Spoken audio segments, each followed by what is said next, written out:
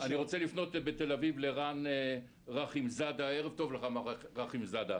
ערב טוב. אתה מבעלי חברה שנקראת All Teacher, וגם אתה מתפרנס יפה מן השיעורים הפרטיים. מה קורה מנקודת המבט שלך?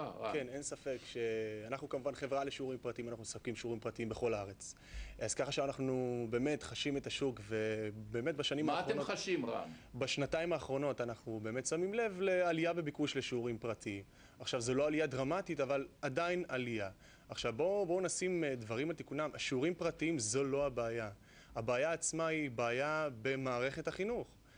ולפי דעתי הבעיה העיקרית היא בעיה בפגיעה במעמד של המורה בבית ספר.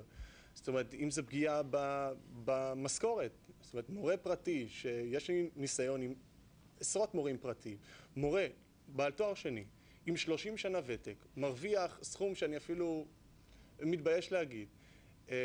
זה לא נותן לו מוטיבציה ללמד מורה כמה שהוא יהיה מוכשר. הוא יהיה מוכשר, מורה שהוא יהיה עילוי. הוא לא יוכל לתת מעצמו עם משכורת עלובה כזאת. ומצד שני גם כפי שאני לא זוכר את שמה, באולפן שהיא אמרה, האמא לשני התאומים בגיל 16. גברת המאירי. כן, גברת המאירי.